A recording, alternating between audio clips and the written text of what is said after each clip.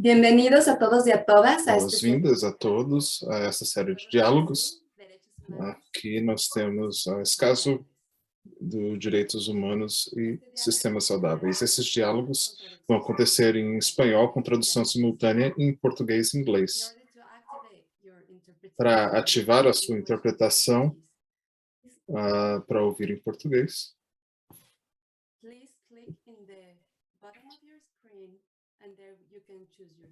clique na parte inferior da tela e você pode escolher o seu canal. Essa sessão vai ser gravada. O meu nome é Cláudia Italter Lima. É um prazer estar com vocês. Eu sou uma investigadora e advogada ambiental. Essa série de diálogos está organizada pelo Programa de Governança Ambiental, com o pessoal de Estocolmo. Também está coorganizada com o Programa das Nações Unidas de Meio Ambiente e a Oficina do Alto Comissionado das Nações Unidas em Direitos Humanos, assim como a Aliança Global de Escritório Alto das Nações Unidas em Direitos Humanos e na Aliança de Instituições de Direitos Humanos. Nessa sessão, ela recebe fundos pela Agência Suécia. O secretário-geral das Nações Unidas, em 2020, fez uma chamada de ação para direitos humanos e parte dessa chamada foi para pedir a algumas organizações, especificamente as agências das Nações Unidas, para apoiar os governos a desenvolver legislação e política para desenvolver um ambiente saudável. Em outubro de 2021, pela primeira vez na história, as Nações Unidas, o Conselho de Direitos Humanos, reconheceu que ter um ambiente saudável é um direito humano. O objetivo dessa série é como implementar os acordos de Escazú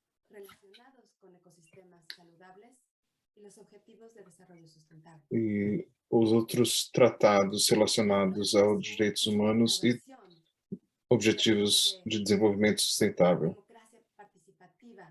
Esse é um acordo de inovação.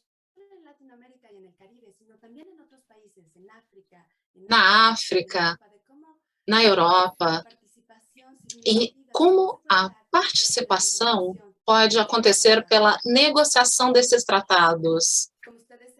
Como vocês sabem, e no material de preparação que está mais elaborado, reconhece 3 direitos de acesso: direito à informação, que seja oportuna, fácil de se obter, direito à participação pública e que o Estado possa abrir seus espaços de participação significativa, acesso à justiça, caso haja riscos de vulnerabilidade e que, em caso desses direitos serem violados.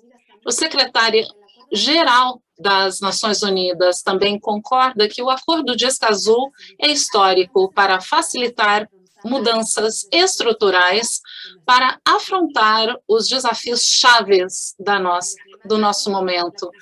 A crise climática, de biodiversidade, de diversidade, de contaminação. E há alguns objetivos na implementação desse acordo e também há algumas oportunidades. Nós gostaríamos de saber de vocês quais são as suas expectativas. Muitos de vocês já responderam uma pesquisa que nos ajudou a criar esses diálogos. Eu gostaria que a Madeleine apresente alguns números sobre a nossa pesquisa.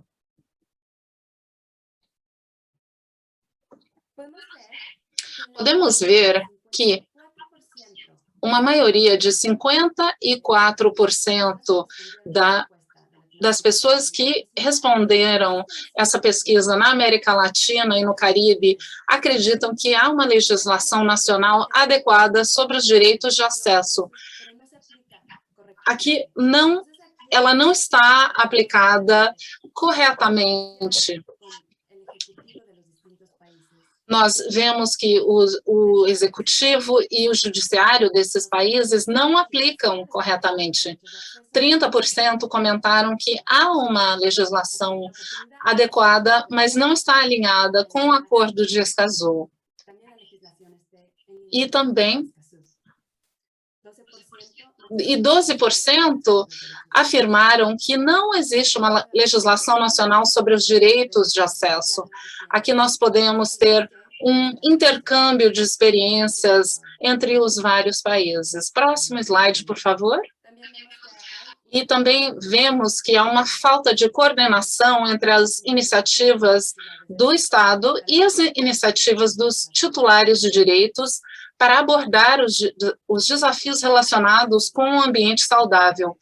Aqui nós vamos discutir como lidar com esses objetivos. Antes de dar a palavra aos nossos panelistas, nós vamos fazer uma pergunta a vocês. Vai aparecer na sua tela a pergunta. Gostaríamos de saber de vocês se o seu trabalho se concentra em direitos humanos, meio ambiente, tanto direitos humanos como meio ambiente ou outros temas. Vamos dar um momento para que vocês respondam.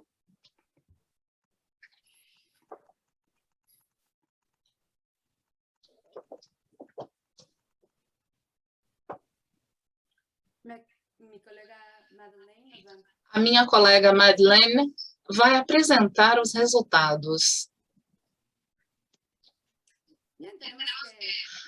Bom, nós estamos vendo que a maioria das pessoas, o seu trabalho se concentra nos direitos humanos e no meio ambiente, 54%. E também nós temos outras distribuições. Nós vemos esse projeto como um chamado a vocês que são especialistas e nós devemos disseminar com outras pessoas que não estão tão envolvidas com esse tema. Por favor, a próxima pergunta.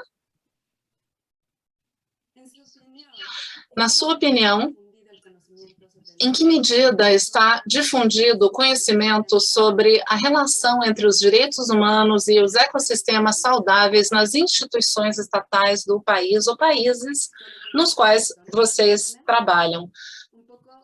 Pouquíssimas pessoas ou funções, um pouco, mas não é uniformemente dividido entre as instituições do Estado, bastante as instituições do Estado, ou impregnado, isso quer dizer totalmente difundido em todas as instituições do Estado.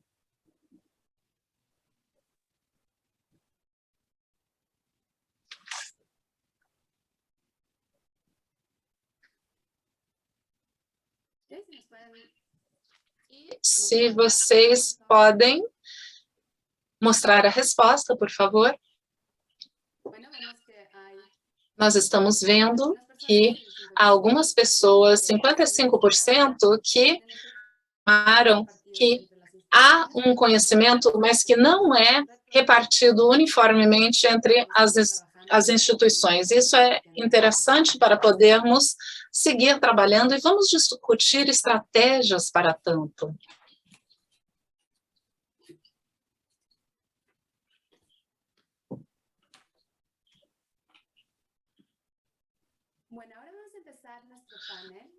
Agora, vamos começar o nosso painel e eu gostaria de dar a palavra a Jairo Alfaro, que trabalha com o Programa das Nações Unidas para o Desenvolvimento para a América Latina e o Caribe. Ele tem títulos acadêmicos da Universidade de Oxford, da Universidade de Costa Rica. Nós vamos perguntar ao Jaime quais são os elementos essenciais no panorama das Nações Unidas, vis-à-vis Escazú e os compromissos internacionais para a manutenção dos ecossistemas saudáveis. Então, a pergunta é como os organismos da ONU podem apoiar? E você tem a palavra. Bom dia, boa tarde aos colegas que nos reúnem conosco. Hoje eu vou responder a sua pergunta diretamente. Eu acredito que o vínculo é precisamente entender que os temas da justiça ambiental não acontecem passivamente, são parte dos esforços de governabilidade, como os estados, não apenas as instituições e não apenas os cidadãos entendem essas questões que nós temos que proteger e salvar os recursos naturais. Pois bem, como desenvolver uma narrativa? Eu gostaria de apresentar ou propor 3 mensagens sobre essa narrativa com respeito à América Latina e Caribe. O contexto atual da Covid-19 nos deixou em uma crise de exclusão, de falta de acesso a direitos. Em alguns lugares, as desigualdades se exacerbaram, as discriminações, riscos de violência e os ambientes não foram poupados dessa crise. A crise também é uma de poder, de governabilidade, e pode ser também uma oportunidade, como já se falou, para restituir essa relação entre as pessoas e as instituições, as pessoas e os temas ambientais, e eu acredito que é uma parte muito importante. Nessa mensagem está também o tema dos direitos humanos. Os direitos humanos das Nações Unidas reconheceu que o meio ambiente deve ser seguro, limpo, saudável, sustentável. Isso é um direito humano básico. Então, como proteger esse direito? Como fortalecer as instituições para que elas não só tenham conhecimentos, mas também que elas consigam implementá-los. A segunda mensagem dessa narrativa, Cláudia, é redefinir os contratos sociais para assegurar uma justiça ambiental verdadeiramente inclusiva.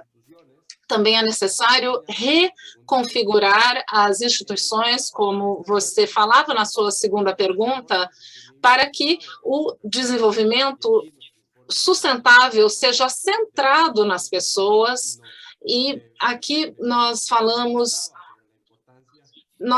sobre a importância que o momento de agir é agora, e que as instituições estaduais, os estados devem poder responder a esse contrato social. E também, Cláudia, porque o tempo é curto, a terceira mensagem nessa narrativa é que as políticas de acesso à justiça têm um efeito cumulativo de aproximar os estados dos cidadãos, melhorar a cidadania, melhorar a governabilidade em nível local. E aí se alicerçam os temas ambientais. Isso ajudará a fortalecer a justiça ambiental, acesso à informação e motivar a participação cidadã sem demora. Nos centros regionais, terminamos um relatório sobre transformação, resiliência em direção a uma justiça inclusiva. E terminamos essa análise com a analogia que a inovação em justiça é inovação em governabilidade. E aqui, a inovação em justiça ambiental é um investimento em um contrato social na América Latina que está quebrado. Esse é um compromisso que nós assumimos no PNUD, na América Latina, no Caribe, e estamos tratando disso em todos os escritórios na região. Muito obrigado, Cláudia.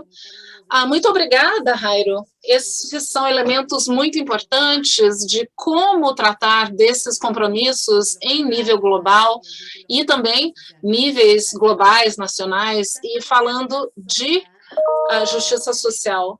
Santiago é assessor técnico para a América Latina, para o Caribe. Ele foi assessor de vários países de biodiversidade e também as questões de mudança de clima. Ele tem um doutorado em políticas ambientais e tem mais de 20 anos de experiência. A pergunta é, de que maneira o PNUD, pela biodiversidade Caribe, como é que tudo isso apoia o Acordo de Escazú? Obrigado, Cláudia. Bom dia a todas e a todos, bem-vindos. Eu gostaria de começar manifestando um sentimento de preocupação e alarme. Hoje, mais do que nunca, nós precisamos de toda a ajuda que possamos obter para enfrentar as 4 crises que ameaçam a humanidade. A crise da pandemia, em primeiro lugar, em segundo lugar, crise da biodiversidade, em terceiro lugar, mudanças climáticas e contaminação e desperdícios sólidos e líquidos. Essas 4 crises foram causadas por nós, a humanidade. Elas são tão próximas e têm impactos tão graves que nós precisamos resolvê-las de maneira conjunta. Nós não podemos priorizar uma a outra. São crises que ameaçam a nossa existência. É como se você tivesse um pneu furado e nós seguimos parados ali no meio do caminho. E nessa declaração pediram que falasse de tudo, da crise da biodiversidade, como os nossos projetos contribuem para a mitigação e as relações com Escazú. Em primeiro lugar, lembremos que a diversidade é o que faz com que o planeta funcione, que faz que nós tenhamos oxigênio no ar, comida, mar. Se nós perdermos parte dessa diversidade nos ecossistemas, os ecossistemas começam a falhar. E é isso que está acontecendo nesse momento, não apenas na América Latina, mas no mundo inteiro. Quase 1 milhão de espécies estão em perigo de extinção, o que complica o nosso futuro ainda mais. A mudança climática, a contaminação, os descartes sólidos, o lixo sólido é muito importante, mas os sistemas agropecuários e sustentáveis são responsáveis por 80% da reflorestação, do desmatamento e a perda da biodiversidade nos ecossistemas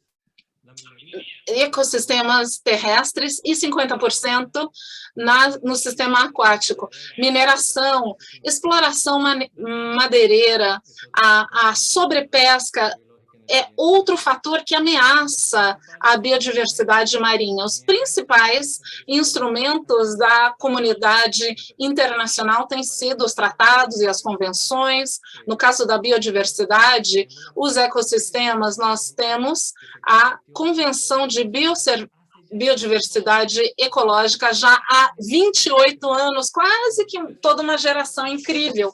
Os 3 objetivos dessa convenção é a preservação da biodiversidade, a participação e outros objetivos. Esses objetivos devem ser convertidos em implementações por cada país com a ajuda de recursos da comunidade internacional e fundos para o meio ambiente. E é aqui onde o PNUD entra, já que nós somos uma das agências que apoiam os países para obter ajuda financeira e econômica para o meio ambiente. Nesse momento, temos 52 projetos sobre ecossistemas e biodiversidade na região. São projetos que contribuem para um ambiente sadio, que é fundamental, como a Cláudia já nos lembrou, no âmbito de Escazú, e também as prioridades ambientais dos dos países, por exemplo, áreas desprotegidas,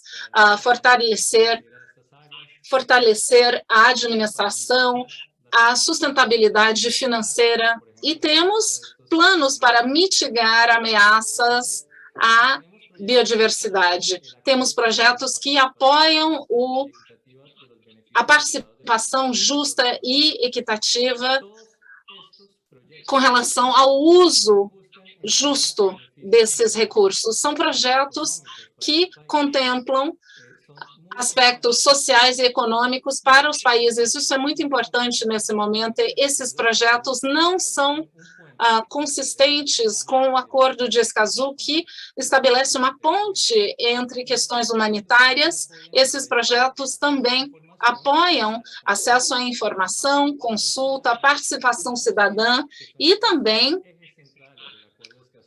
que são centrais de Escazú, como Cláudia já descreveu. Esses projetos apoiam os direitos sociais, conhecidos como proteções. Nós reconhecemos a soberania dos estados para implementar esses direitos em termos práticos. Os atores dessas zonas dos projetos, eles participam na criação, na implementação e no monitoramento dos projetos e também nos permitem o consentimento livre e informado. Isso quer dizer que estão de acordo com o desenho do projeto. O PNUD quer garantir que essas proteções que se apliquem são direitos das partes afetadas e interessadas e benefícios diretos e indiretos de serem consultados, de serem informados, que participem no desenvolvimento dos nossos projetos. Afinal, esses projetos querem justamente modificar o comportamento humano para cumprir esses 3 objetivos. Você me lembra muito bem como esses vínculos entre a biodiversidade e ecossistemas são realmente um vínculo vital para conseguir obter toda uma gama de direitos humanos. Vamos dar a palavra agora para o Javier Mena, que ele é representante com a Oficina Regional para a América Latina, para a América do Sul, e também o Relato Internacional de Direitos Humanos. Foi advogado da Comissão Interamericana de Direitos Humanos e cumpriu várias funções no escritório de alta comissão em vários países, como Colômbia, Guatemala e Bolívia. Vamos também perguntar, da sua perspectiva e experiência, quais são os elementos chaves que devem estar incluídos nessa narrativa para apoiar a aplicação do Acordo de Escazú, em termos de direitos humanos e direitos internacionais e ambientais também. Javier, pode falar. Obrigado. Obrigado, Cláudia. Pode me ouvir? Ouvir bem? Muito bem. Obrigado pelo convite e pela PNUD e todo o programa de liderança ambiental, e obrigado pela pergunta. Quero começar dizendo que algo que o Jairo já disse, é um momento histórico que estamos vivendo. Há 8 dias, no dia 8 de outubro, o Conselho de Direitos Humanos adotou a resolução histórica, a 4813, que reconhece o direito humano de ter um ambiente limpo, saudável e sustentável. E isso é uma vitória sem precedentes para as gerações presentes e futuras, e um passo importante para assegurar que todos possam desfrutar de um clima seguro e estável, um ecossistema saudável, um meio ambiente menos tóxico e acesso à justiça ambiental e participação em assuntos ambientais. Eu acho que nós devemos destacar isso porque é um passo histórico. E nos países da América Latina e no Caribe, eles têm uma função muito relevante no desempenho dessa missão. E o que é mais importante, mais significativo, é que esse é o primeiro tratado de temas ambientais da região e o primeiro no mundo que inclui exposições ambientais, me refiro ao Acordo Escazú. E isso é um instrumento vinculante. Isso é importante para a proteção do meio ambiente, onde se destaca a justiça ambiental, defesa do meio ambiente e, como já foi destacado, diante dos danos no ambiente, instrumentos jurídicos como o Acordo de Escazú são ferramentas mais eficazes para responsabilizar os Estados, defender os direitos e proteger a saúde das pessoas e a saúde do planeta. Então, sobre a pergunta, em termos dos vínculos do Acordo de Escazú, os tratados de direitos humanos e os direitos das pessoas defensoras do meio ambiente. E a relação que eu queria destacar aqui é o enfoque nos direitos humanos nesse acordo, diferente de outras declarações internacionais. E quero destacar que o acordo busca avançar em temas essenciais para a aplicação dos tratados de direitos humanos que mantêm normas mais gerais. Eu quero dar um exemplo, e o exemplo é sobre o acesso de justiça e exige um tratamento reforçado em várias medidas específicas. E, nesse sentido, o Sistema das Nações Unidas reconheceu o Acordo de Escazú como um instrumento normativo que complementa, reforça e concretiza os deveres dos Estados em termos de acesso à informação, acesso à justiça e outras coisas estabelecidas nos direitos humanos. E, portanto, os seus órgãos podem contribuir à sua implementação, recomendando a sua aplicação ao referir-se aos assuntos do acordo, especialmente a avaliar o desempenho dos Estados participantes nos diálogos e em vários procedimentos especiais. E também gostaria de destacar os avanços para reconhecer explicitamente o direito de viver num ambiente limpo e sustentável e a sinergia que pode ser gerada entre esse conhecimento geral e as obrigações específicas dentro desse caso. E também quero destacar uma preocupação especial das Nações Unidas pela proteção dos defensores e defensoras de direitos humanos e do meio ambiente que se referem às várias declarações de direitos humanos. O trabalho que eles realizam nesses tratados e também o escritório do Alto Comissionado. Isso é especialmente importante porque a América Latina é uma das regiões mais perigosas do mundo para quem defende o meio ambiente e a terra, incluindo os povos indígenas e as comunidades afrodescendentes. E já estou terminando. E para mencionar algo importante, o tema de participação da sociedade civil, isso me parece que devemos destacar a coerência entre o que contém dentro do acordo de estabelecer o direito da participação e a importante participação da sociedade civil na gestão disso. Nós temos mecanismos que devem ser considerados, e isso me parece importante porque o mecanismo público que foi feito nesse acordo de Escazú disse que a sociedade deve fazer um grande investimento e os representantes da sociedade puderam participar das reuniões, mas não puderam votar no processo. Então, a sociedade civil teve muita influência e pôde levar à mesa muitas propostas. E para terminar, queria dizer que agora, mais do que nunca, é necessário um reconhecimento formal a um tratado universal. E o exemplo que o Acordo de Escazú nos dá já está falando sobre o nosso desejo de longo tempo, que nós queríamos ter um pacto no meio ambiente. Então, vai trazer benefícios tanto para pessoas quanto comunidades que enfrentam as violações de direitos humanos e outros efeitos da crise climática. Muito obrigado. Muito obrigado, Javier, pela sua apresentação. É importante ressaltar o que você falou, incluindo a situação dos defensores ambientais, e de acordo com a Global Witness, em 2020, eles tiveram mais de 220 assassinatos a nível mundial a defensores ambientais. Isso é uma situação urgente, muito séria, e vários países vemos que tem essa situação como muito crítica. É bom que você está mencionando. Em termos dos tratados diferentes que mencionou, nós vemos também que, como o Acordo de Escazú, isso está na frente dessas conversas e outros países do mundo podem aprender desses processos E dá prazer que nós vemos que tem interesse de outros países também nisso. Agora eu vou passar a palavra a Maria Candelaça Filho Taquete. Ela é uma advogada argentina, especializada em diplomacia e serviço público internacional. Ela trabalhou na Oficina Internacional das Nações Unidas para o Meio Ambiente e também outros cargos. E antes disso, trabalhou no Departamento Jurídico no Ministério de Infraestrutura de Buenos Aires e na Argentina.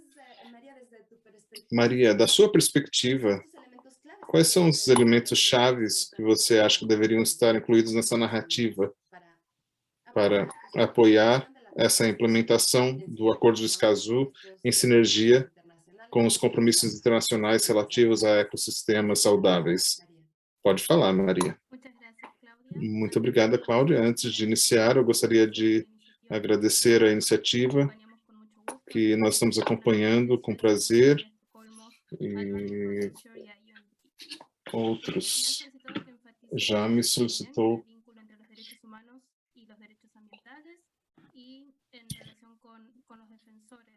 em relação com outros defensores de direitos humanos. E, inicialmente, eu gostaria de dizer que isso é uma razão de celebração. Os direitos de informação, participação e direitos ambientais e também direitos humanos. E, como comentamos, nós queremos enfocar os direitos para a crise planetária. O acordo se constitui um dos pilares da Declaração de 1992 e também fala sobre as diretrizes voluntárias com respeito ao Conselho. Ele trata das questões ambientais na região. No dia 28 de abril, Dia Internacional da Mãe Terra, nós decidimos abordar a crise planetária, a contaminação. Esse é um instrumento poderoso para a natureza e, com isso, que a natureza seja mais justa, mais pacífica, a nossa convivência com a natureza.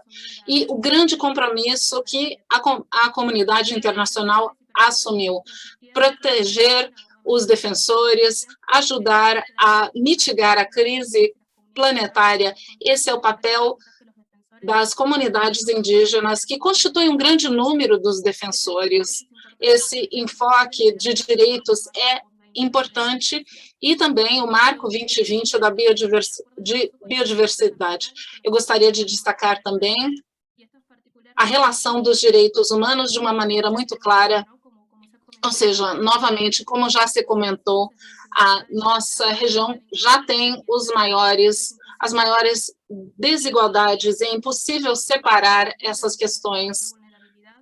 Temos pessoas que já se encontram em situação de grande vulnerabilidade. O acordo tem um ponto central no capítulo 1, e nós temos que começar. Muitas das constituições da região já reconhecem, mas não todas, e é o que nós podemos fazer nesse caminho global de reconhecimento. Nós queremos um reconhecimento formal dos estados e também ajudar a implementação por parte dos tribunais cidadãos, dos governos. E, como comentaram, em 8 de outubro, nós tivemos um especialista citado pelo Conselho da ONU, depois de anos de um trabalho incansável com os povos indígenas, ativistas e todas as pessoas que têm batalhado por essas questões.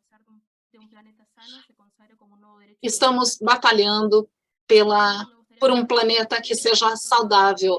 Outro objetivo que eu gostaria de compartilhar com vocês nesses poucos minutos é que Escazú é o único acordo mundial que prevê que as pessoas que lideram as questões ambientais possam participar mais nessas questões ambientais. Infelizmente, a situação é muito crítica na região e há grandes violações de direitos humanos fundamentais, e o que está na primeira linha são os direitos do ambiente.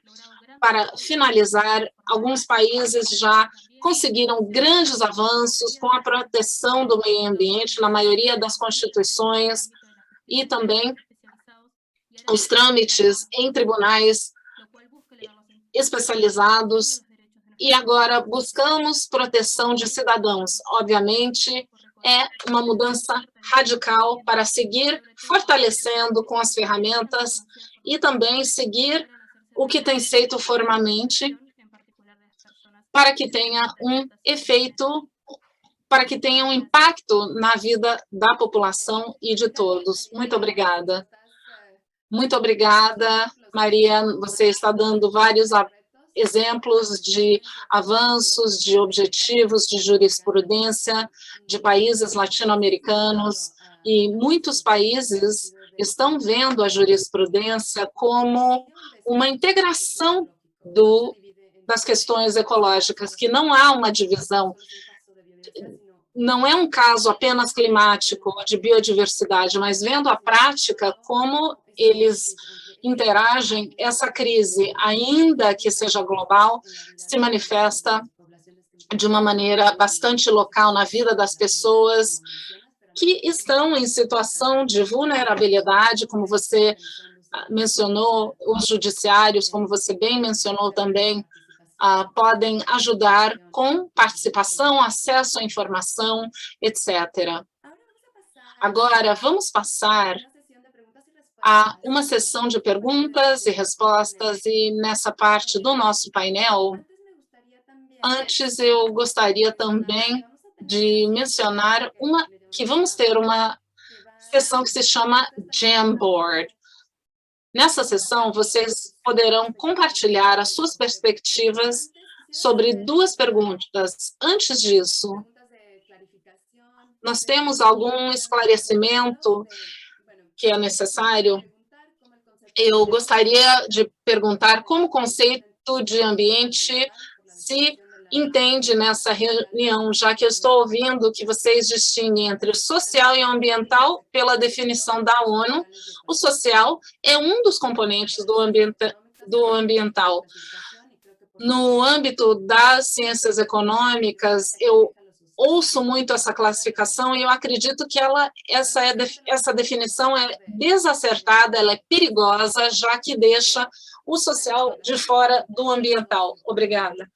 Bom, nós estamos tentando ver uma integração entre o socioeconômico, e esses elementos não podem ser separados, eles devem ser integrados de uma maneira sistêmica. Eu gostaria de passar a palavra a Santiago para que responda essa pergunta. Obrigado, Cláudia, pela pergunta. E obrigado também à participante por fazer a pergunta. Definitivamente, em todos os nossos projetos de biodiversidade, de divisão de terras, mudanças climáticas, nós temos que ter em conta todas as dimensões, social, ecológica, econômica, porque não podemos continuar sem manter esse equilíbrio. E, basicamente, é o que se está reforçando. Semana passada, nós concluímos a primeira parte da Conferência das Partes da Biodiversidade Biológica, e os países acordaram com uma declaração essencialmente política, que nós temos que atender a todas essas dimensões de maneira adequada. Na declaração de Kunming se ressaltou a importância da participação dos grupos indígenas, comunidades locais, em todos os projetos de biodiversidade e mudanças climáticas. Também se enfatizou a necessidade de aumentar a meta de conservação de ecossistemas terrestres e marinhos. Na meta 30%, 30% ecossistemas terrestres e 30% ecossistemas marinhos. Também se falou da necessidade de redirecionar os subsídios econômicos que tanto destroem o nosso ambiente. Essas 3 dimensões são muito importantes. A dimensão econômica, a social, a econômica, elas devem ser levadas em conta, e todos os compromissos dos países para conseguir esses benefícios ambientais em nível global e local. Obrigado. Santiago, obrigada. E também vemos nas discussões que há uma discussão sobre o social e o ecológico e as inter-relações que nós não podemos ver como pilares, um pilar econômico, um pilar social. Não devemos fazer isso. Ao contrário, eles todos dependem desses sistemas de vida, sistemas de funcionamento ecológico. Então, essas discussões de como conceptualizar, talvez elas possam ser abordadas e ver como essas crises estão sendo relacionadas. Nós temos uma pergunta sobre o convênio 169, como o Acordo de Escazú se conecta. A aplicação ainda não teve um impacto junto aos povos indígenas. Eu gostaria de dar a palavra a Javier para que ele responda a essa pergunta. Obrigado, Cláudia, pela pergunta. E eu acho que é bastante pertinente. Esse acordo 169 da Organização Internacional do Trabalho define o papel das organizações indígenas e há uma criação de sinergias nas quais nós temos que ver as obrigações específicas de Escazú com as obrigações específicas de determinados acordos ou convênios internacionais. Eu acho que é isso que é importante destacar, porque permite também destacar ao sistema da ONU identificar os compromissos que cada país já foi identificando. Por exemplo, proteção de povos indígenas, pelo desempenho dos estados e o diálogo dos estados com a ONU, os exames dos ônus dos tratados, os boletins de procedimentos e tratados, e também com o exame periódico universal.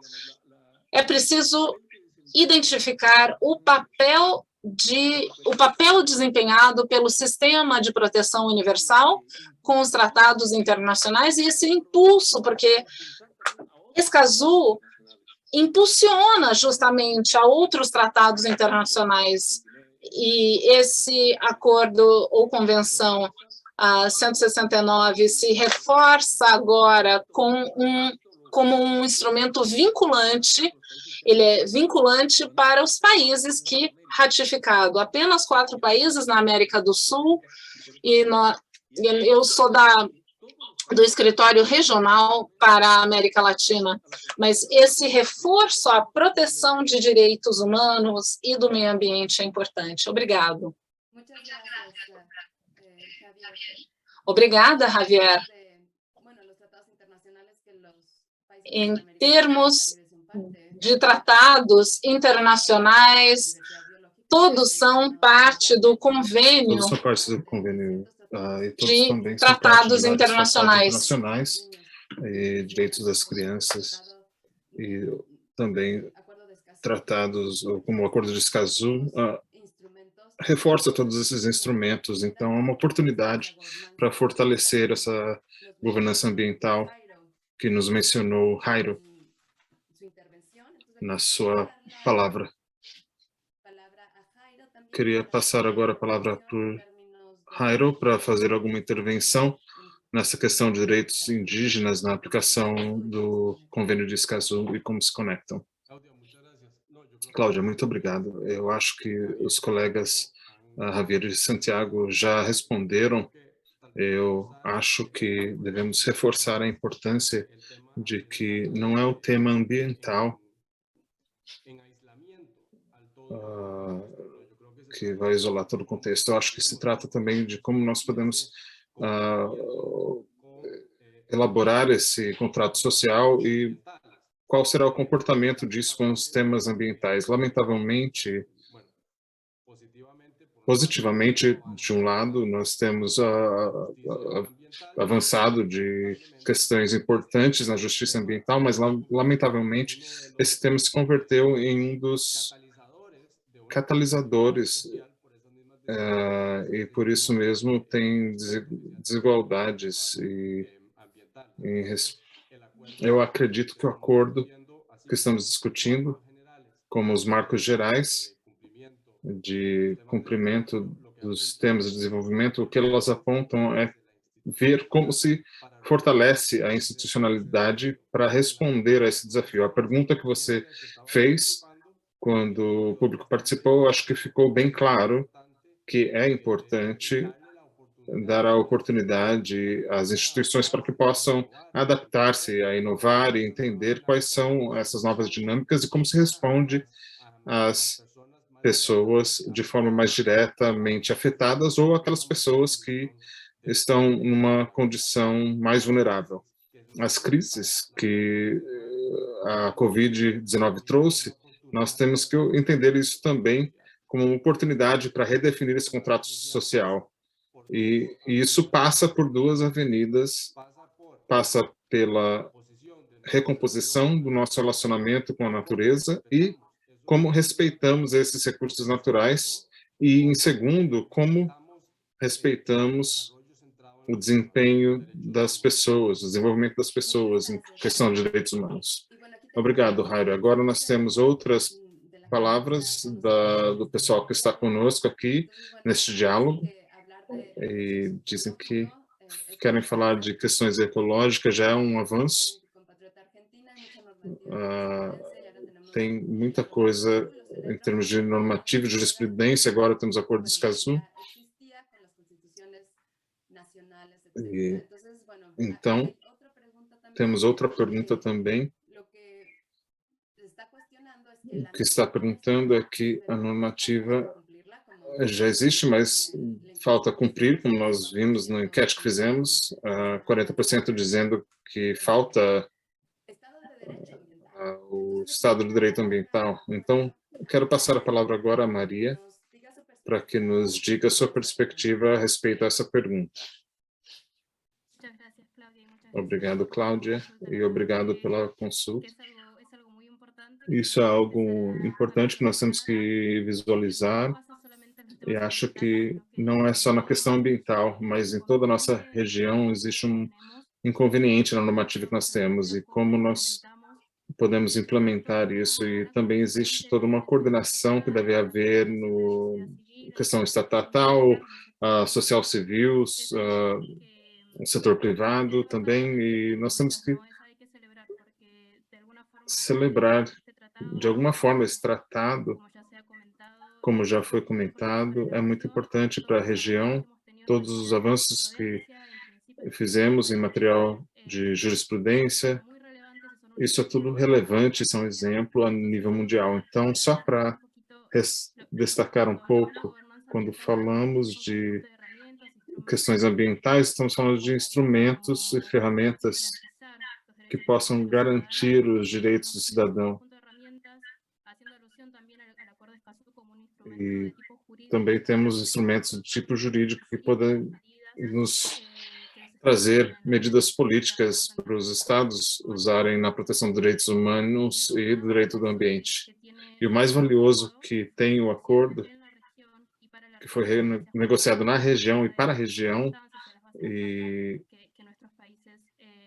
isso considera as situações dos nossos países. Eu acho que é um momento de investigar e analisar em conjunto como nós vamos avançar a implementação do Acordo do Escazú em respeito a todas as...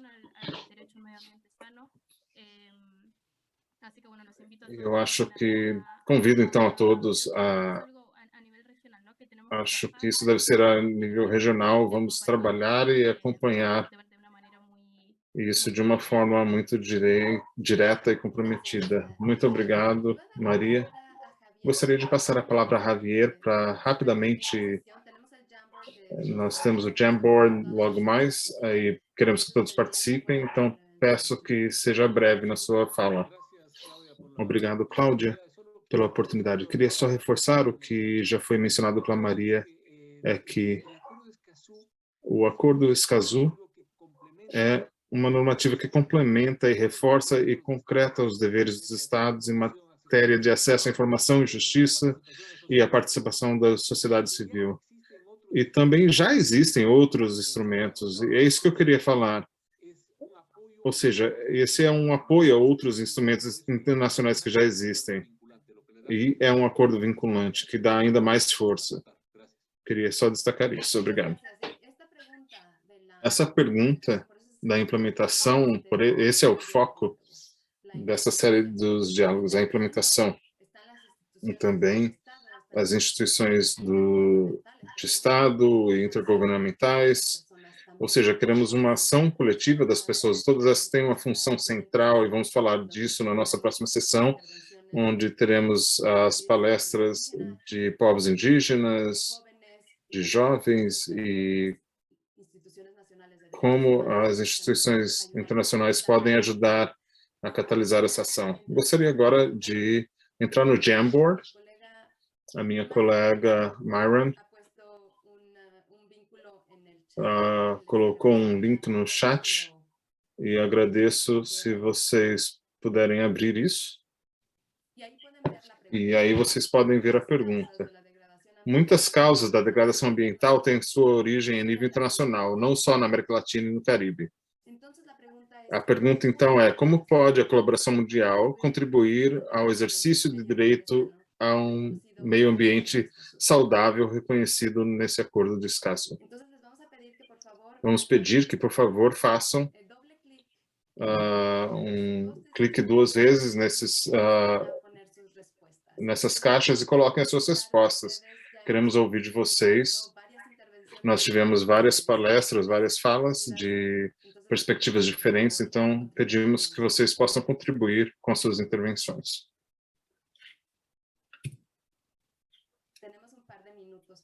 Temos alguns minutos para isso.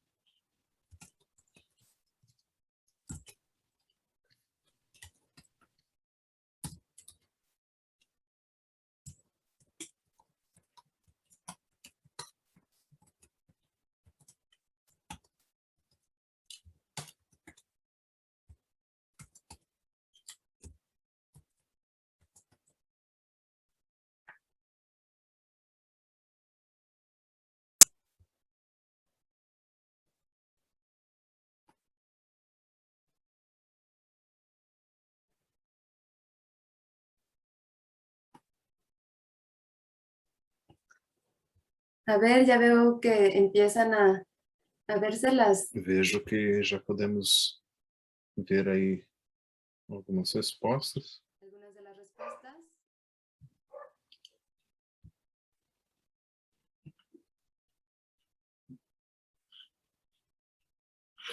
Vamos a dar un minuto más. Vamos dar mais um momento.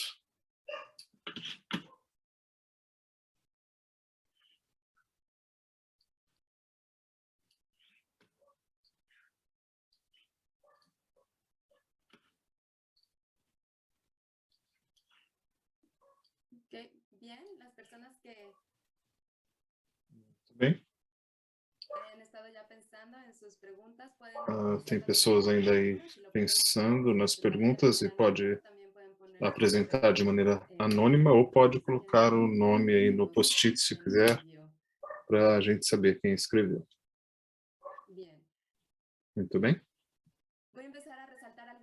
Vamos agora destacar algumas que as empresas internacionais possam indenizar de seus países de origem a um país distinto. A outra é a revisão das políticas econômicas e a sua relação com o meio ambiente, o que fazer quando as economias são extrativistas e respondem à demanda internacional. Essa é uma pergunta que também podemos abordar na próxima sessão. Continuar a colaboração de maneira próxima e eficaz e também trabalhar com as autoridades estatais e organizações da sociedade civil. Redes de apoio local, regional, internacional, e temos, por exemplo, a iniciativa do Programa das Nações Unidas do Meio Ambiente, que apoia especificamente aos defensores ambientais, é algo que nós já temos aqui, iniciativas específicas com que se pode vincular. Um trabalho com empresas internacionais de minério e petróleo para criar espaços de conversa e fomentar o respeito das instituições e povos indígenas. Aqui nós temos uma em inglês, vou traduzir. Fazer intercâmbio de experiências para implementar a justiça ambiental e aprender de outras partes do mundo. Criar tribunais ambientais e regionais para que os cidadãos possam ter isso nos seus países, essas resoluções. E nós, como indígenas, cuidamos do meio ambiente. E assim falta maior conhecimento sobre os territórios e que eles possam escutar mais a voz de quem vive no território e vive a realidade. Nós temos, então, várias intervenções aqui e vamos nos assegurar de que isso vai ser refletido no relatório final. Temos muita riqueza aqui e se vocês tiverem mais coisas também podem colocar nos post-its e vamos considerar isso. Vamos agora para a próxima pergunta. Na parte de cima tem uma flecha. Se você puder apertar do lado direito dessa flecha, vai aparecer a próxima pergunta. De que maneira a participação pública das mulheres, dos jovens e das minorias e outros grupos contribui para obter os resultados positivos, tanto para as pessoas quanto para a natureza? Essas interrelacionamentos entre o socioecológico para exercer toda essa série de direitos humanos, direito à saúde, alimentação. Então, isso é o que nós queremos saber de vocês. É muito importante ver de que forma esses grupos são vulneráveis. Nessa ocasião específica, queremos ver esses grupos como agentes de mudança. E vemos muitos casos na América Latina e no Caribe, como essas pessoas estão realmente transformando. Então, queremos ouvir das suas perspectivas nessa pergunta. Temos aí 1 minuto para refletir. E vamos aí, então, pedir que coloquem suas respostas.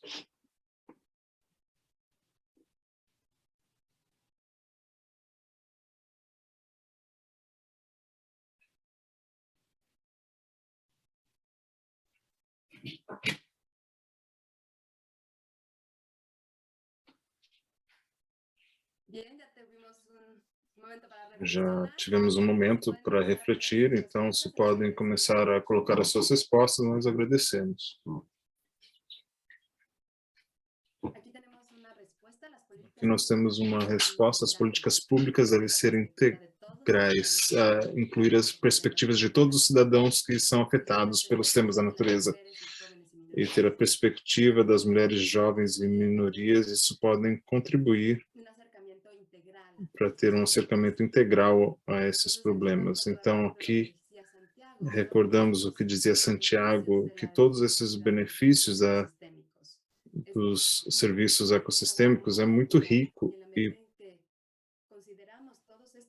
à medida que consideramos todos esses benefícios que a natureza nos traz, nós podemos também ter mais oportunidades de exercer o direito de um meio ambiente saudável, não só para a geração presente, mas também para gerações futuras.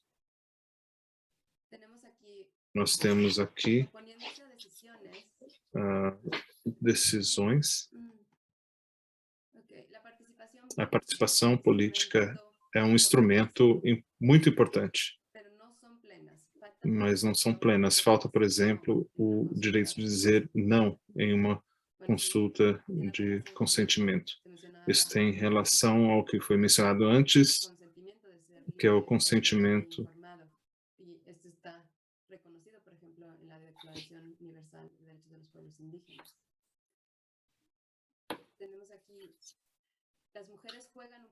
Temos aqui, as mulheres exercem um papel fundamental na conservação da biodiversidade. O empoderamento delas é essencial para proteger esses recursos.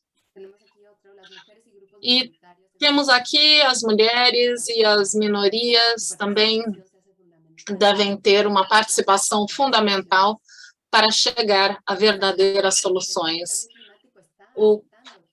A mudança climática está mudando todas as contribuições, e essa participação em nível local também pode gerar alertas precoces de muitos desses impactos, e que nós estamos nos dando conta em muitas cidades. E as pessoas que vivem na selva, no deserto, em diferentes ecossistemas, elas estão se dando conta que são necessárias soluções verdadeiras que aterrissem na prática. Então, nós queremos soluções em termos reais, que mudem as estruturas e os estados. Essa reflexão que as legislações, as políticas que se desenvolvem em nível estadual devem ter informações sobre as realidades locais, e como a participação pública torna essa interação entre os titulares de deveres e os titulares de direitos.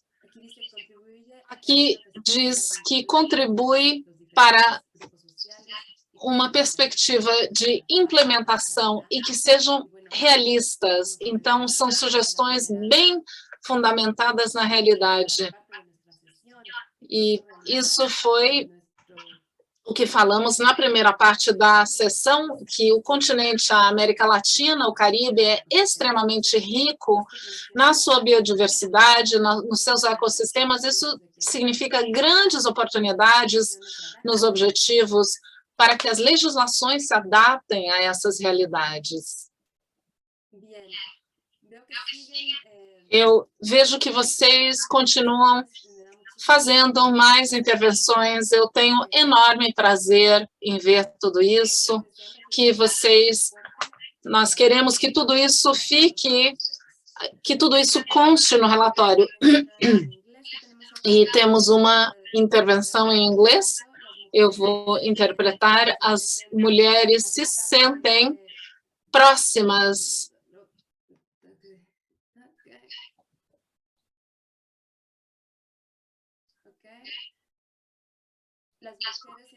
As mulheres sentem essa conexão com a Mãe Terra, com os ciclos da água, com o meio ambiente. Na medida em que as mulheres possam ser envolvidas, isso também será parte da solução. Temos intervenções, comentários em inglês nos diferentes idiomas e nós vamos captá-las no relatório final. Vamos passar, então, à nossa última pergunta.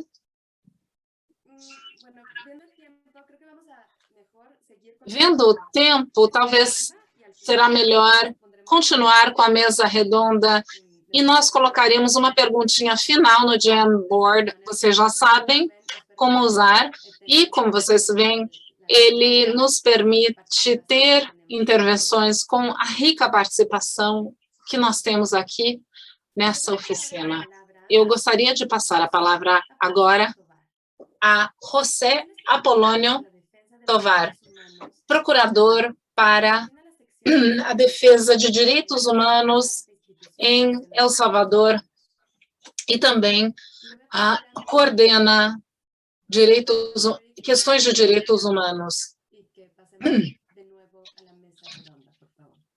Então, vamos passar a mesa redonda, por favor.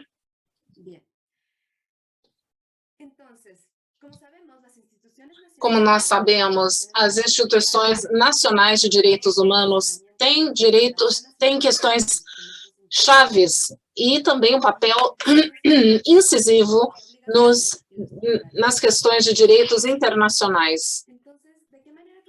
Com isso, de que maneira vocês consideram que as instituições nacionais de direitos humanos podem contribuir para a implementação ao Acordo de Escazú? Nos comentários passados, nós vimos que nós já temos um número significativo de leis. E como fazer cumprir tais leis? Quais são os papéis das instituições internacionais de direitos humanos? Bom dia a todas e a todos. Eu sou José, eu estou representando o senhor Serrano e também venho em nome do Dr. Alim. Meu nome é José Sandoval e, por razões fora do seu controle, ele não pôde comparecer e pede que eu represente e responda a essas perguntas. Nas instituições internacionais de direitos humanos, podemos considerar que o licenciado, nas suas atribuições e como procurador de direitos humanos em El Salvador, ele participou de várias ocasiões para que o país possa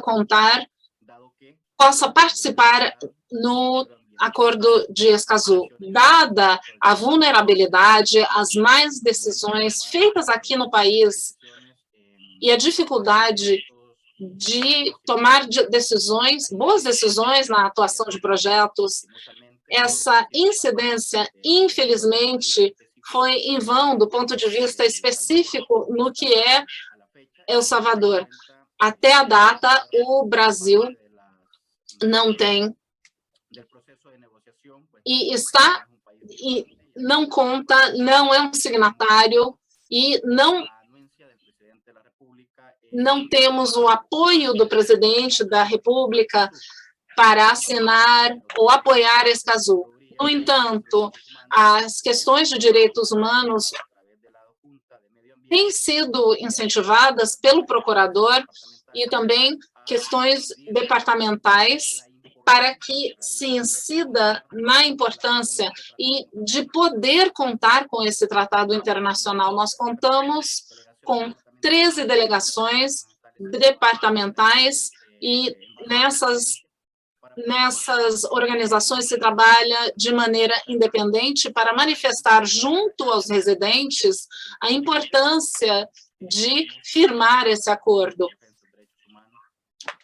No entanto, é importante indicar ao governo, ao Estado salvadorenho, aos departamentos e secretariados de meio ambiente, que nós temos diferentes normativas, por exemplo, acesso à justiça, acesso à participação cidadã, a importância que esse acordo internacional tem e traz, e com respeito a esse ponto específico, proteger aos defensores do meio ambiente.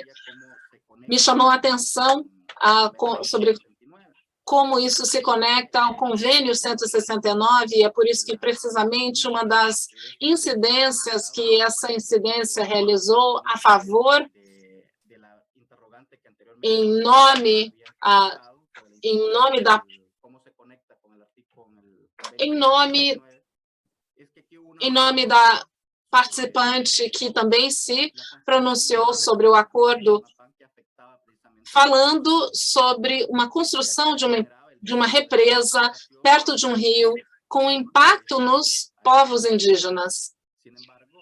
No entanto, pelas medidas cautelares que a instituição impôs, esse projeto não pode ser levado a cabo.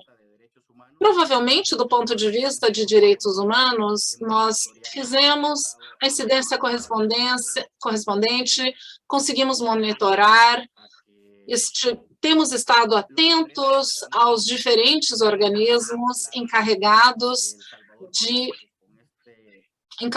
dessa fiscalização para que El Salvador conte com essa ferramenta jurídica e que possa contar com um tratado como Escazú. Infelizmente, até a data, apesar das incidências, para concluir da delegação departamental da Procuradoria, nós estamos tentando difundir junto à população e cada um nos departamentos para que se conheça, se fortaleça o conhecimento sobre a importância e para que possamos contar com uma ferramenta como Escazú. Muito obrigado. José Sandoval, muito obrigada. Esse exemplo que você nos deu, eu acredito que nos ajuda a ver que as comissões de direitos humanos na América Latina, no Caribe, são primordiais em atender esses tipos de intervenções e justamente levar à prática esse direito e que tem sido um ponto constante, como algumas das outras intervenções mencionadas na primeira sessão. Nós temos medidas cautelares, elementos jurídicos que podem nos ajudar a implementar esse princípio precautório que tem esse impacto nas questões ambientais e as medidas cautelares que também servem para direitos humanos, antes que os direitos humanos tenham sido vulnerados.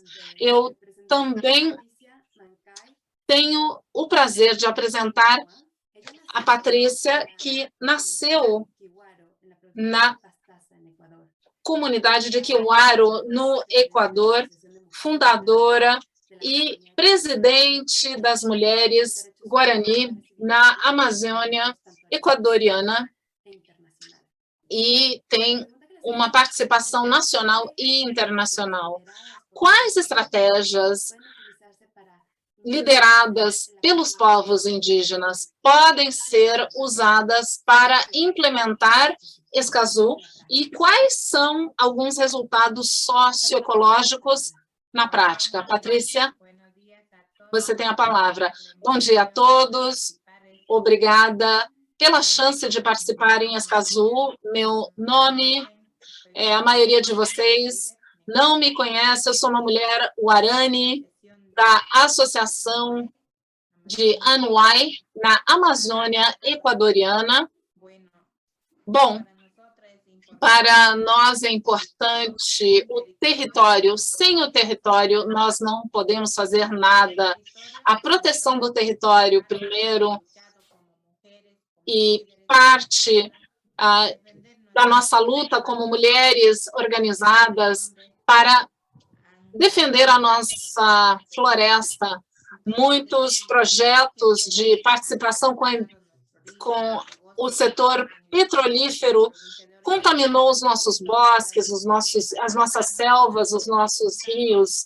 Então, as mulheres de Pastaça não apenas estão lutando contra a mineração, mas também desafios petrolíferos e marítimos. É importante que nós tivemos que gerar alternativas econômicas para as mulheres do território. Nossas avós viviam disso, dos artesanatos que nós fazemos. E agora, nós vendemos pequenos negócios. Antes, as nossas avós usavam para pescar, para caçar. Então, como é que as mulheres Guarani fazem isso? Nós usamos a guambira, que é uma matéria-prima, e usamos isso perto das nossas casas para que não cortemos a palma da árvore. Então, nós temos esse cuidado de fazer esse manejo como as nossas avós faziam, com um gancho para não destruir a árvore. A Marelavre também é importante para fabricar casas e canoas. Nós fazemos viveiros e voltamos a semear perto das casas. Fazemos isso há 100 anos, 500 anos, os nossos avós já faziam isso. Nossos pais nunca destruíam a floresta e viveram saudáveis, sem doenças. Nós vemos que as coisas mudaram. E vejam o que aconteceu, a Covid-19. Muitos dos Guarani ficaram doentes e eles se curaram com remédios ancestrais. Nossas avós sabem o que usar. E esses remédios que foram usados, muitos dos nossos colegas falaram que não havia mais oxigênio, mas nós tivemos casos de oxigenação com folhas de remédios naturais e assim nossos companheiros foram salvados. E as mortes ocorreram por outras comorbidades. Faleceram os que foram levados aos hospitais. Quem ficou na comunidade se salvou. E esse trabalho comunitário é muito importante. O que nós fazemos, nós, as mulheres das 3 províncias, mulheres e companheiras, nós estamos trabalhando no reflorestamento de áreas danificadas, reabilitação de plantas nativas, frutas que podemos consumir e semear perto das nossas chácaras e dos que estão destruindo as vias aquáticas. Isso estamos ensinando às mulheres, às nossas jovens, para que elas possam manter e que elas sigam morando na floresta, em sua grande maioria, na Amazônia. Nós temos conseguindo conservar tudo isso na Amazônia e no Equador. Esse trabalho tem sido maravilhoso, das mulheres que estamos liderando, mantendo os nossos territórios, estamos à frente, liderando processos de reconhecimento da nossa nacionalidade Guarani, e as mulheres estão à frente.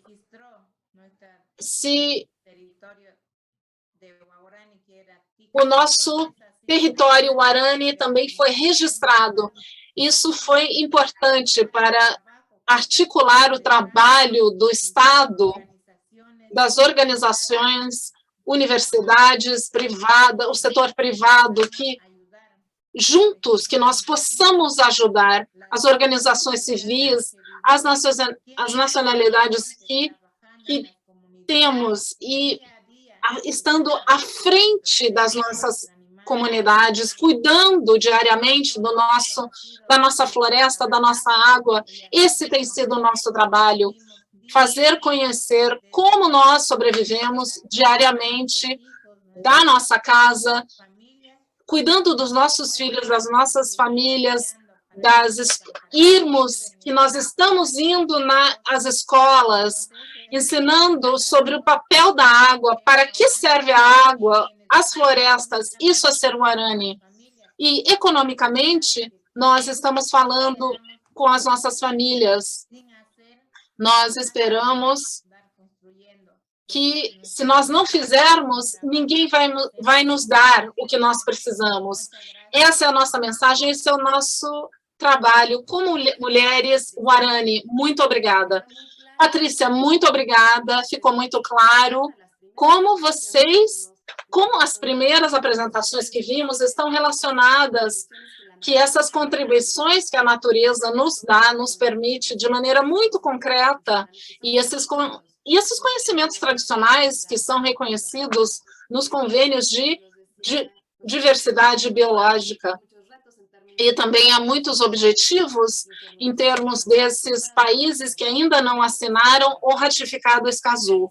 Mas esses países, todos os países da América Latina e do Caribe, são parte do Convênio de Diversidade Biológica e também de outros tratados, como disse anteriormente,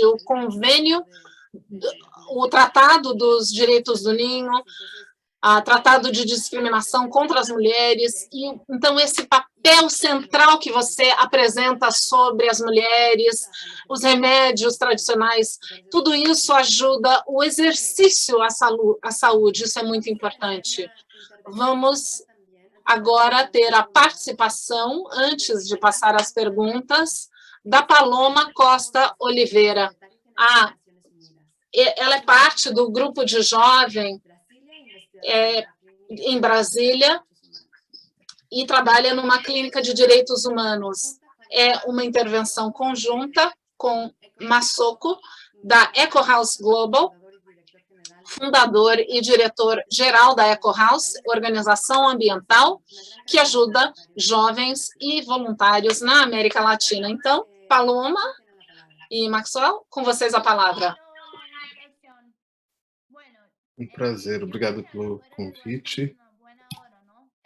Isso vem em boa hora, especialmente numa região como a nossa, que está entre as que tem mais ameaças nos trabalhos dos socioambientalistas.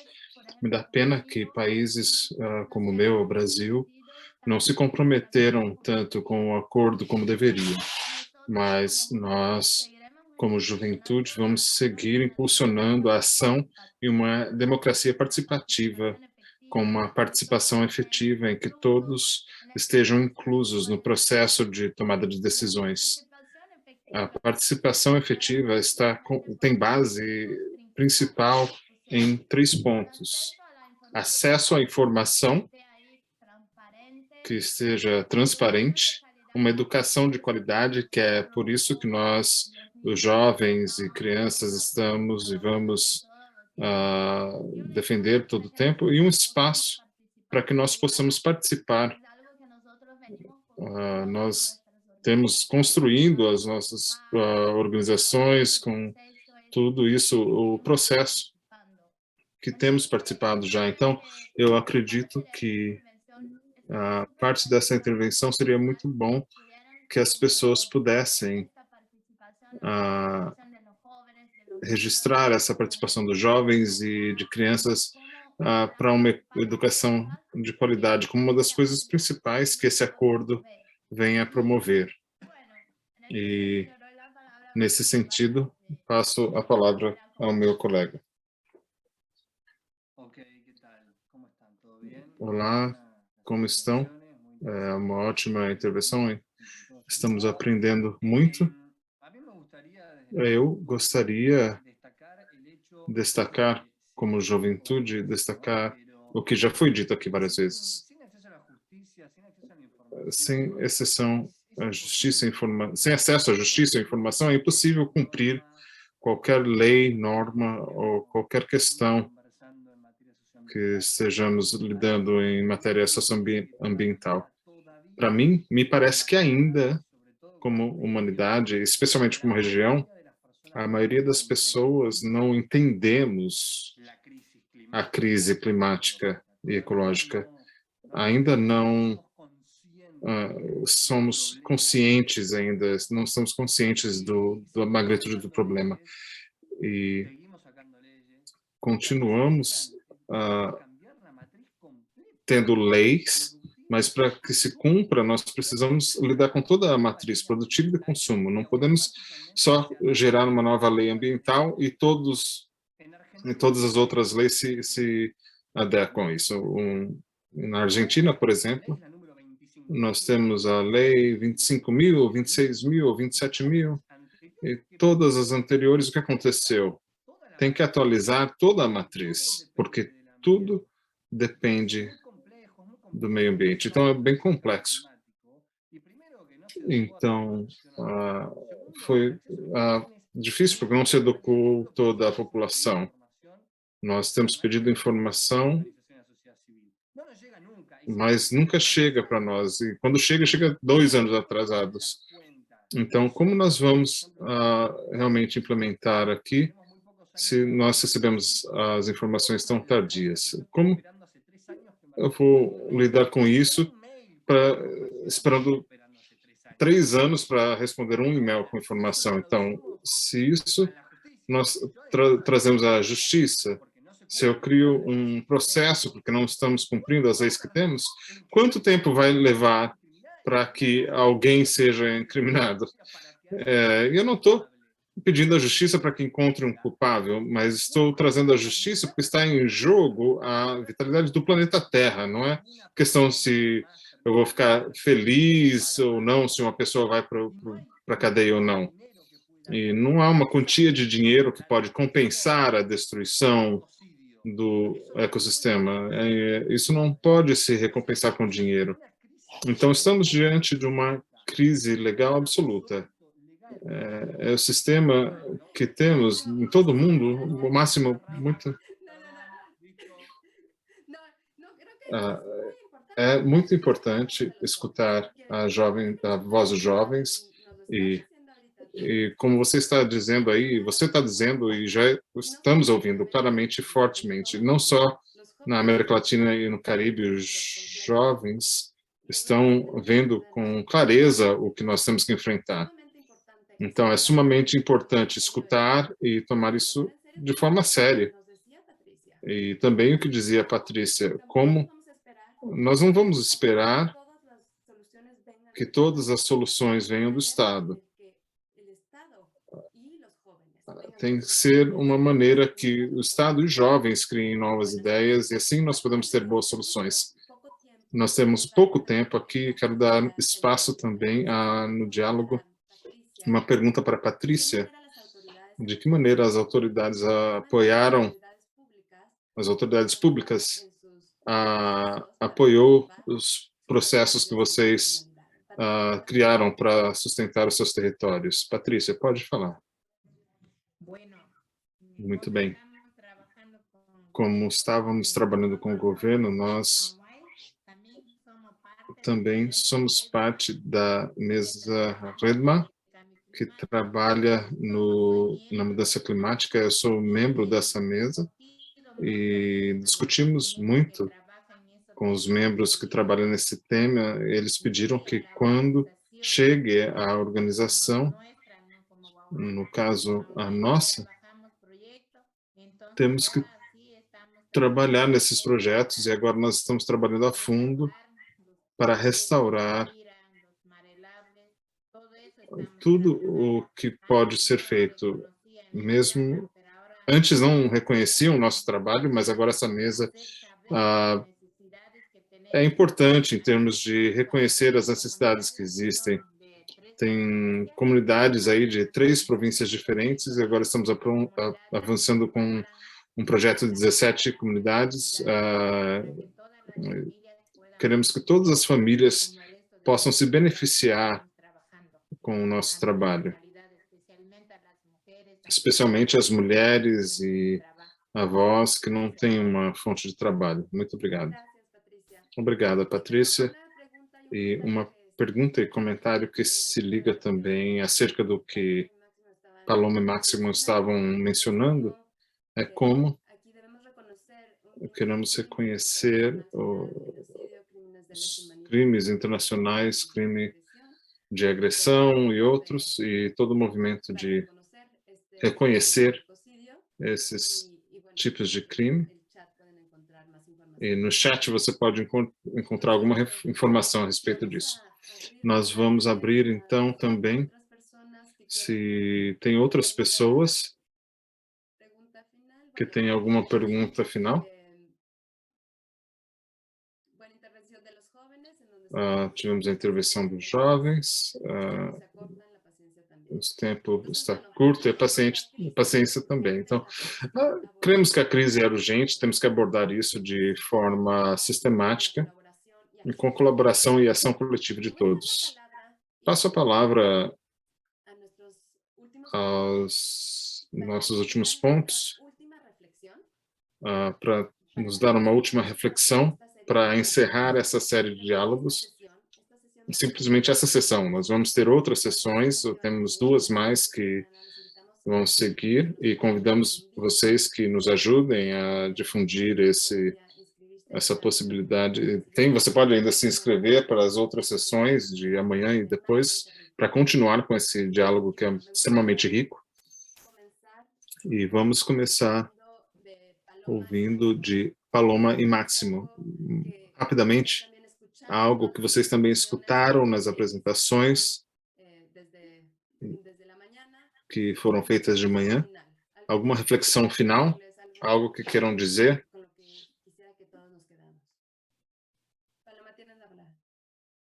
Pode falar, Paloma. Obrigada. Eu acho que, da nossa parte, representando os jovens, o que é mais importante que temos escutado é que, sim, é necessário um espaço que possa incluir a todos e todos possam participar, e que sempre possamos estar reflorestando a mente e os corações para que as pessoas, então, possam ter um espaço produtivo de criatividade, que se possam, então, alcançar os resultados que nós queremos, e que possam nos ouvir, e não só ouvir, mas nos dê o espaço. Nós somos os mais vulneráveis e vemos a situação como um todo. Para mim, eu acho que temos que dar a grande ênfase à necessidade urgente de educação para a sustentabilidade e desempenho. Sem educação, nós não vamos fazer as mudanças que precisamos, porque se não conhecemos as leis que temos e como acessar a justiça, não conhecemos como acessar a informação, vai ser muito difícil para que isso siga em frente. Então, ou seja, educação como jovens, como juventude. Obrigado. Aqui, a intervenção dos jovens. Também gostaria de escutar de José David Sandoval.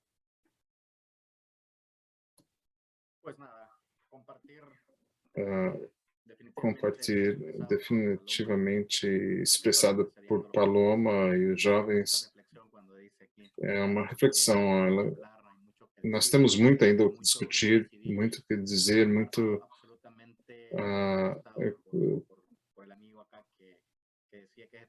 compartilho, que realmente é difícil, às vezes se atrasa 2 ou 3 meses para obter uma pequena informação, mesmo acontece no meu país. Então, o que eu posso manifestar é que não podemos ficar quietos, temos que seguir nesse trabalho, conscientizando no nosso território, como fizemos no El Salvador, das nossas trincheiras. Nós devemos de conscientizar sobre a importância que tem as ferramentas jurídicas para proteger o mundo.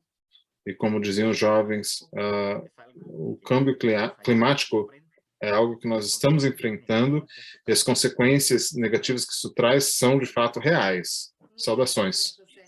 Obrigada, José.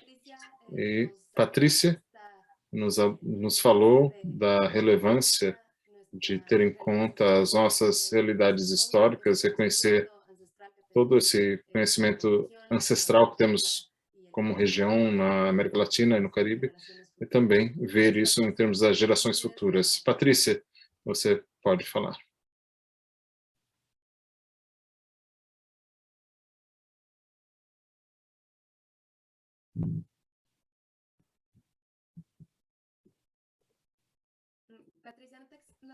Patrícia, não te ouvimos.